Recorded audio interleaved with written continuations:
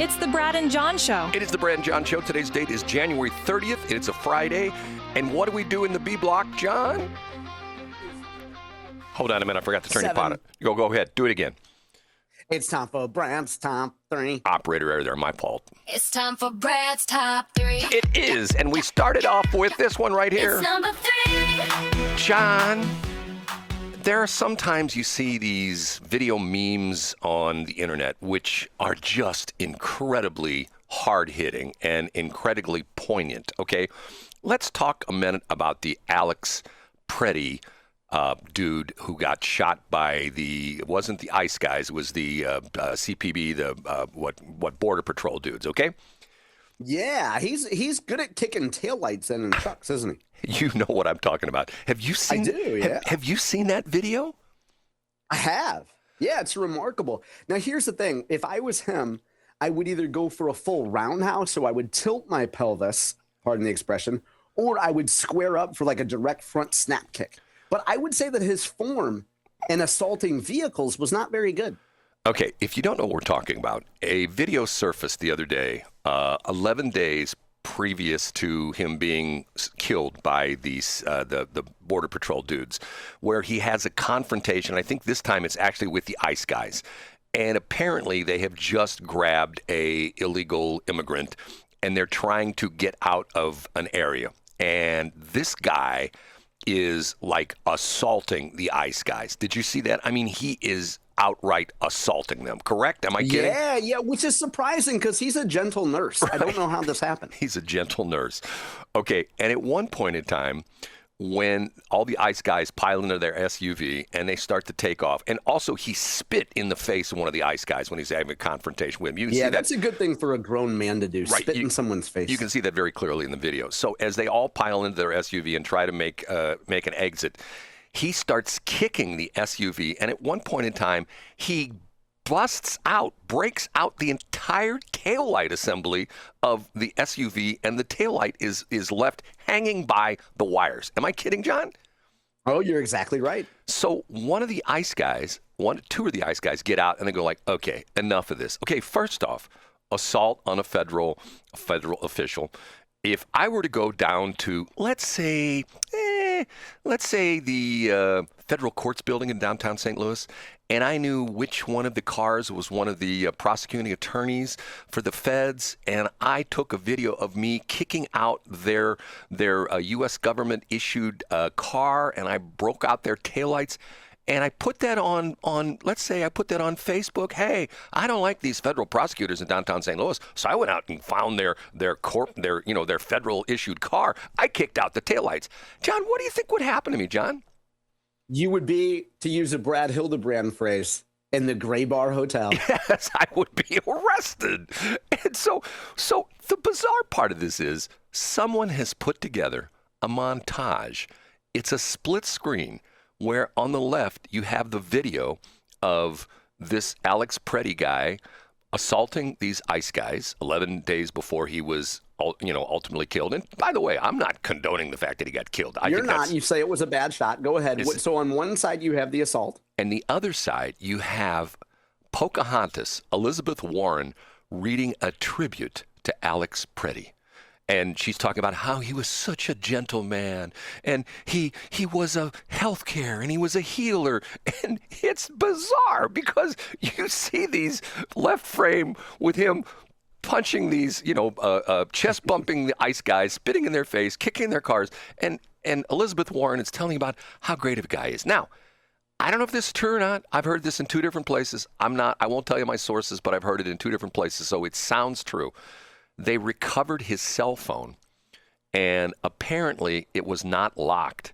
And there are messages on his cell phone from his parents because he quit his job to do this. He quit his job as a nurse to do this protesting full time. Protesting, yeah. And his parents are saying, Alex, we're worried about you.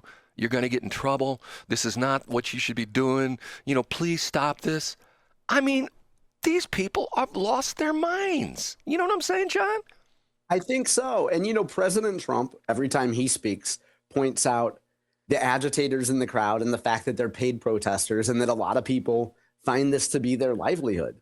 And it would be a shame. I mean, we can't absolve this guy of the responsibility of the choices he made, but there's clearly a system by which these people are being paid, their lives are being supplemented, their income is being supplemented to do this. Where's the accountability on those people? John, as a veteran when Dr. Winter, remember, I took like probably 15, 16 days of my life, and I was up in Ferguson. I was in Ferguson the day after the riots, covering it, taking pictures, telling the real story, which was not being told. Brad, I'm so proud of you. Thank you so much for taking my class and learning all those important things. Dr. Winter, you're more than welcome. I saw this firsthand. Remember, I gave you the idea. I said, look, on any given night, if you divided the crowd, there were like 20% of the people who really cared about the thing. There were 40% of the people who were bored to death and just didn't have anything to do. And there were 30% of the people who just came there to party. You know what I'm saying? Yeah, absolutely. Because that's where their friends were. Right. And that was the early days of recording cool videos and posting cool videos. So why wouldn't you go there and have a little party? Right. Okay. So ready for number 2? Yeah, give it to us, Brad. Okay, here we go for number 2. It's time for Brad's number 2. It's time for Brad's number 2. Okay, John, I'm not sure if this was something that happened yesterday. I saw this last night. I saw a video put up by the Bill Eigel campaign, and it's a video of Mark Reardon, and he's on the left side, and looks like he's broadcasting in the dark. Looks like he's like at one of the Halloween houses or something like that. There's hardly any lights in the studio. And then on the right side, there's a picture of Bill Eigel, and Bill Eigel is on the phone doing an interview with Mark Reardon. Is this something that happened yesterday? Is this older than that? I have no idea. Okay, I thought you might have been listening or something like that. Okay, if this happened yesterday, it's still current. If it happened a couple days ago, it's still current. Okay, Bill Eigel was on Mark Reardon's show explaining how he's going to do this personal property tax thing. Okay, now I was born at night, but not last night. And you know what? I'm not the sharpest tool in the drawer. But as I heard Bill Eigel explain this, I thought to myself, what's the classic? Fool me once, shame on you. Fool me twice, shame on me. What's this classic sound of Scooby-Doo when he doesn't know what's going on? Boo! Oh, ruh-roh. Ruh-roh. I was so confused. I thought to myself, I have no idea what he's talking about. Well, if we have this excess, we're going to do this, and what's going to happen is this money's going to go to the collector, and then this money's going to be paid out to the collector. The collector is going to pay taxpayers. I'm going, okay, I am totally confused. One minute he's out on 2nd Street when he thinks he's on Main Street having a petition being signed. The next minute he's giving this convoluted explanation of how he's going to shift all this money around. I thought to myself, is this like creative bookkeeping? Did Bill Eigel, was Bill Eigel once upon a time a CPA and maybe work for the mob or something like that? And say, oh, well, I'll just take this money and make it look like it came in your laundromat and this money right here look like it came in your pizza place. It came in your car detailing shop. Brad, I know Mark Reardon is a great journalist. What kind of questions did Mark have for Bill on this topic? The way the thing was edited, you didn't hear Mark. Obviously not going to show pushback from Mark, right? Did you go out and listen to Mark's follow-up questions? I did not, because I had other things to do last night. I brought this up because I thought, because a lot of times you and I have heard the same thing on Mark Reardon's show in the afternoon, and you're the super snooper. You look at the transcripts and all that kind of stuff.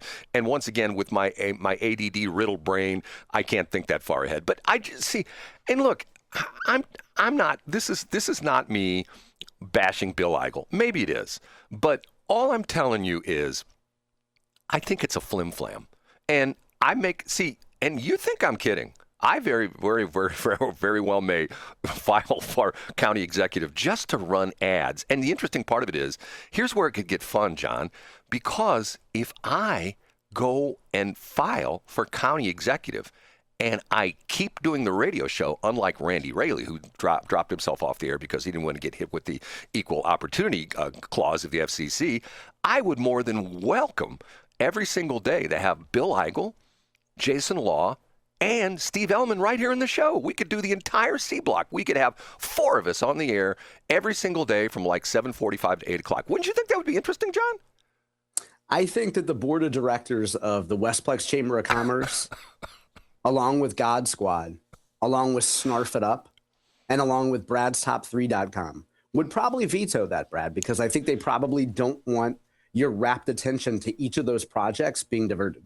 Okay, John, I appreciate it. I know where you stand. Okay, now for number 1. And now, Big Finish. wish. Brad's number. Nobody is celebrating this anniversary, and I'm going to bring it up right now. No one is celebrating this anniversary, and I can't believe it. You know what anniversary it is, John? No, I don't. It's 150 years ago. You know what happened 150 years ago? Okay, just give me the year and I'll guess. Well, 150 years ago would be 1876. You know what happened? 1876. No idea. What happened then? St. Louis City essentially moved out of St. Louis County. Oh, what a huge day. Yes. And if you want to read an interesting article, it's in St. Louis PR. Matter of fact, there's a podcast goes along with this, 32 minutes. It was published just yesterday at 5 a.m. Who is it published by? Luis Antonio Perez. Sounds like a good Irish boy. From St. Louis Public Radio? Yeah, I'm looking at it right now. Wow, okay. Let me clear my voice again. Hold on. It's a fascinating story. He does a real good job on this. First paragraph. 150 years ago, St. Louis made a decision that would shape the region for generations. That historic decision is now known as the Great Divorce. The story of the split begins in the mid-1800s when St. Louis was a growing boom town, a time when American ambitions of westward expansion were high. So high there was even a serious proposal to move the U.S. capital from Washington, D.C. to, guess where? St. Louis. The city looked very different then. People got around by foot or horse on gravel roads. Indoor plumbing and sewers were just starting to be laid down. The urban core stretched roughly 3 miles west from the riverfront. See, that's where I talk about all the time. People go, oh, I live in Kirkwood. I don't want to live in St. Charles. That's urban sprawl. Guess what? Once upon a time. Kirkwood is urban sprawl. Yes, exactly. Kirkwood, Webster Groves, all urban sprawl. Okay. And the whole area of St. Louis, all the way west to Wildwood today, was recognized as one big piece of land. Quote, what is now the western portion of St. Louis City and St. Louis County was essentially thin spread farm fields and wild Missouri prairie, said Andrew Wanko, public historian with the Missouri Historical Society. Quote, you had these very few settlements out in St. Louis County, and the rest of it was just open farmland. Get that? Okay, at the time, St. Louis was divided into 7 large regions, each with its own representation in county government. On paper, the representation was designed with future planning in mind, but in practice, it created a system in which the dense riverfront city didn't have a big say in its future. This gets more interesting as you go along. Do you mind me reading a little bit more of this? No, go ahead, Brad. As St. Louis grew, the city's elites and industrialists started looking for a way to wrest power from rural St. Louisans and redirect tax dollars to serve the needs of the urban core. They found their chance in 1875 when Missouri convened a convention to rewrite the state's constitution. In episode 1 of Meet Me in St. Louis, Luis Antonio Perez explores how St. Louis made the historic decision to split itself into 2 and visits a family whose home sits right on the city-county line. And essentially, you have to listen to the whole, that's the lead up. That's the only thing that's actually on the website. You have to listen to it's actually like a podcast. And did you know any of that? I knew none of that, Brad. That's really good history there. Yes, and it's fascinating because I don't know about you, but I can remember as a young guy, I got my first ham radio license at 13. And it used to be that the FCC had a field office in Kansas City. And I can't remember if it was quarterly or maybe it was just every 4 months. Every so often, let's put it like that, every 3 or 4 months, whichever way it was, the FCC staff, not all of them, like 2 or 3 people, would come to St. Louis and give the ham radio tests and also give the broadcast license to test, because back in the day, you had to have what's called a third-class radio telephone with a broadcast endorsement to operate a radio station, okay? And I remember I was there, and I was like one of the first people, and the very first guy in line had his application being perused by one of the FCC officials. And the FCC official says, and this kid lived in the city, and the FCC official said, you didn't put down a county. And the kid says, well, I live in the city. And he says, yeah, but that's in the county. And he goes, no, it's not. And the FCC official says, yes, it is. Everybody has to be in a county. There's no place in the state of Missouri where you're not in a county. That kid knew better than the old guy. Yes.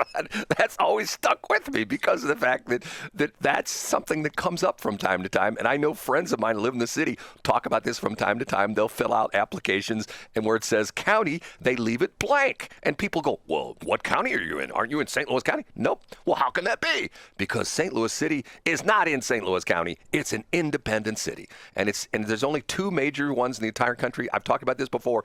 Guess the other one, John. There's 2 major cities in the country that are not in a county. St. Louis is one. No idea. Baltimore.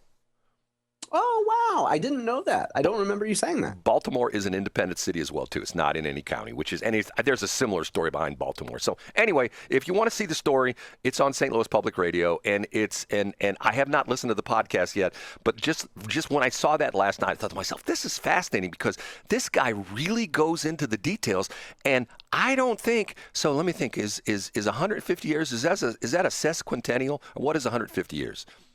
Centennial would be. I don't know. It's about 110% of your age. I think if we do it that way. If I had to give you a letter grade for this segment, I'd give you an E, Brad, for eccentric. Thank you so much, John. Okay, we have to take a break. And in the final segment, I will bring up a text that I got from Ben Brown and an email I have from a lady who keeps emailing me, and I think we need to address her concerns. Okay, you ready? Yeah, love it.